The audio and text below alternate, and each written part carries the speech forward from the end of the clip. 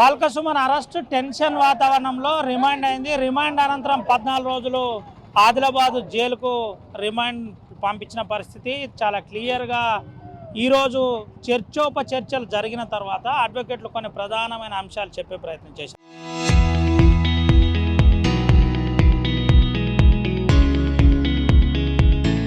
అయితే బాల్క సుమన్ కోర్టు నుంచి బయటకు వచ్చే టైంలో అభివాదం చేశారు. ఈ అరెస్టు అక్రమ అరెస్ట్ అని చెప్పారు. దీన్ని ఖండిస్తున్నాము. వివేక్ నన్ను దూరం చేసి క్యాతనపల్లి చైర్పర్సన్ వైస్ చైర్పర్సన్ ఎన్నిక జరపాలనుకుంటున్నాడు. కానీ ఎట్టి పరిస్థితిలో ఇది జరగదు, ఖచ్చితంగా బీఆర్ఎస్ ఆడ గెలుస్తుందని చెప్పారు. మళ్ళీ చెబుతున్నాను, ఖచ్చితంగా బాల్క సుమన్ బీఆర్ఎస్ పార్టీ ఆడ గెలవబోతుంది. బాల్క సుమన్ చెప్పిందే జరుగుతుందని బాల్క సుమన్ చివరిగా మీడియాతో మాట్లాడే ప్రయత్నం చేశారు. మనతో పాటు కొంతమంది ఉన్నారు, మాట్లాడిద్దాం. ఏంటి ఎట్లా చూడాలి ఈరోజు బాల్క సుమన్ అన్న గారి అరెస్టును మేము విద్యార్థి విభాగం తరఫున తీవ్రంగా ఖండిస్తా ఉన్నాం.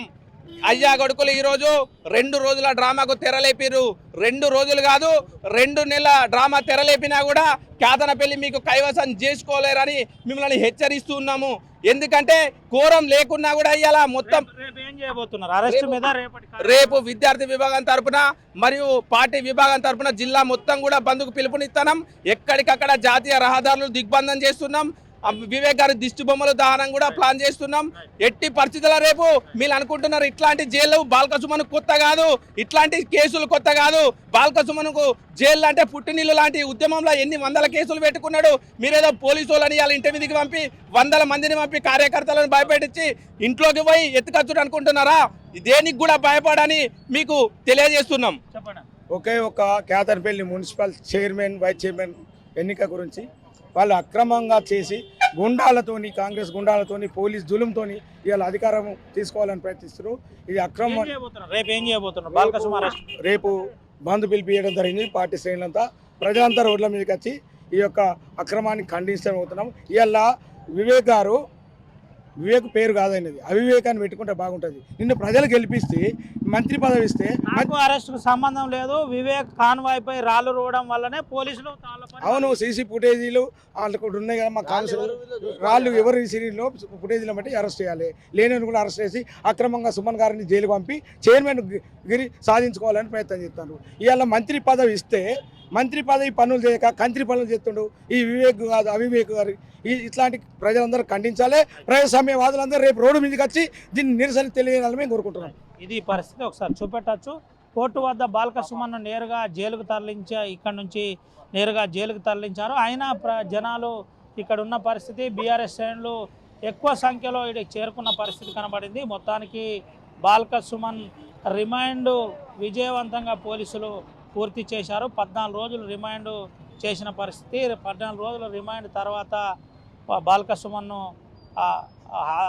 ఆదిలాబాదు జిల్లా జైలుకు తరలించామని చెబుతున్న పరిస్థితి కనబడుతుంది. మొత్తానికి ఇంకా ఆర్గ్యుమెంట్ పెండింగ్ ఉన్నాయి. రేపు బెయిల్ వచ్చే అవకాశం కూడా ఉంది. గ్రౌండ్స్ మేము అడిగాం, గ్రౌండ్స్ పోలీసులు ప్రజెంట్ చేయలేకపోయారు. అయితే 10 సంవత్సరాల పైన ఉన్న ఏదైతే అఫెన్స్ ఉందో దానికి 41 CRPC నోటీస్ ఇవ్వవలసిన అవసరం లేదు. 2 గంటల ముందు ఏం జరిగిందో విషయం సూటిగా చెప్పి నేరుగా బాల్క సుమన్ను అదుపులో తీసుకోవచ్చు. కానీ ఇలాంటిది ఏది జరగలేదు.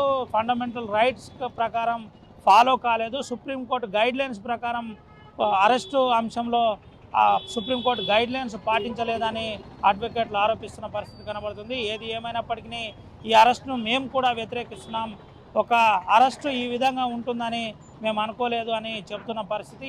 ఇది క్యాతనపల్లి మున్సిపల్ ఎన్నికల కోసమే ఇదంతా జరిగిందని చెప్తున్న పరిస్థితి కనబడుతుంది. ఓటు స్టూడియో మనతో పాటు లీగల్ టీం ఉంది. లోపల ఏం ఆర్గ్యుమెంట్ జరిగింది, ఏంటి అసలు పరిస్థితి ఏంటి? ఫస్ట్ అడ్వకేట్ మల్లేశం గారి దగ్గరికి పోదాం, ఆ తర్వాత రవాణా దగ్గరికి పోదాం. ఏంటన్నా ఏంటి పరిస్థితి? ఈరోజు జరిగినటువంటి రిమాండ్ ఏదైతే ఉందో ఆ రిమాండ్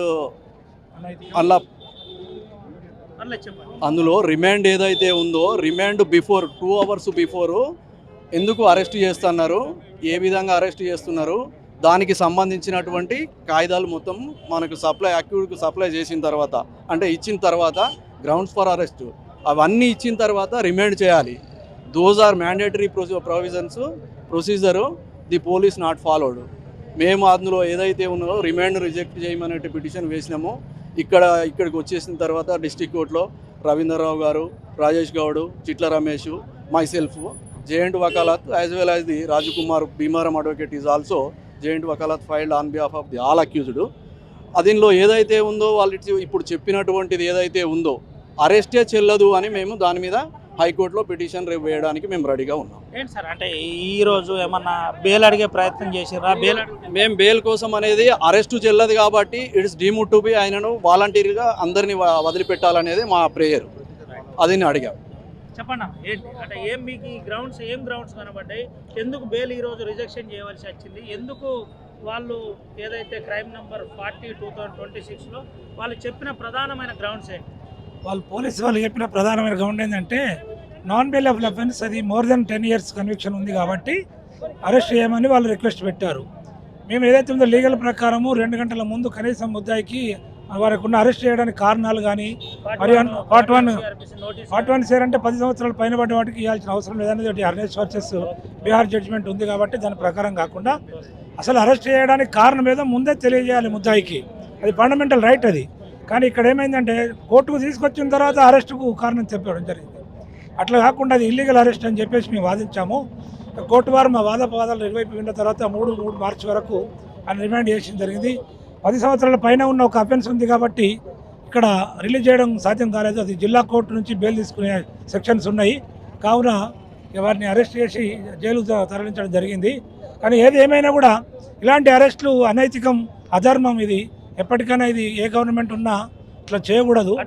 అడ్వకేట్ గారు ఒక విషయం చెప్పండి. బండరాళ్లతో ఇసిరిండు సుమన్ అని ఆ కంప్లైంట్లో ఆరోపణ ఉంది. ఏంటి ఈ విధమైన లైన్లో పోలీసులు ఏమన్నా ప్రూవ్ చేసే ప్రయత్నం చేసిర్రా? ఏదైనా సీసీటీవీ ఫుటేజ్ ఉందా? లేకపోతే ఏం చెప్పే ప్రయత్నం? సుమన్ గారు అత్యున్నత పదవులు అలంకరించిన వ్యక్తి, రాజ్యాంగం గురించి తెలిసిన వ్యక్తి. ఆయన ఒక అడ్వకేటు, ఉస్మానియా యూనివర్సిటీలో దాదాపు 10 సంవత్సరాలు ఉండొచ్చిన వ్యక్తి.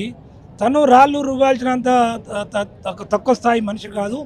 అలాగని చెప్పి ప్రాసిక్యూషన్ కానీ పోలీసు కానీ ఎక్కడ ప్రూవ్ చేయలేకపోయారు. వాళ్ళు కనీసం వాళ్ళు పెన్ డ్రైవ్ కూడా సప్లై చేయలేకపోయారు ఆ అలిగేషన్ ప్రూవ్ చేయడానికి. అదొక అభియోగమే.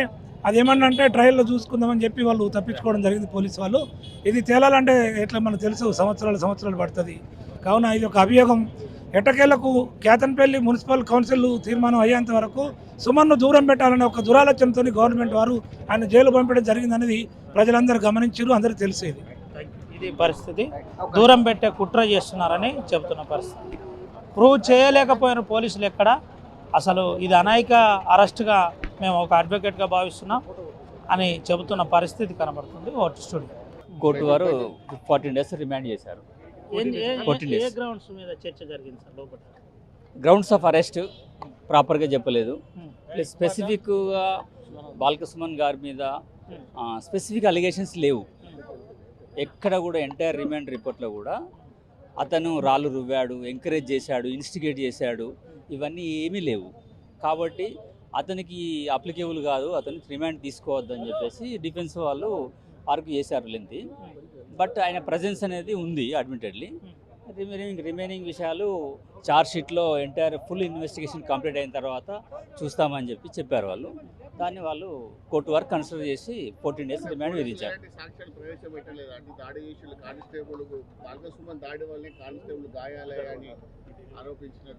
అంటే ఈ దశలో రిమాండ్ స్టేజ్లో ఎంటైర్ ప్రవేశపెట్టాల్సిన అవసరం లేదు. యాక్చువల్గా అయితే అలిగేషన్ చేశారన్నమాట.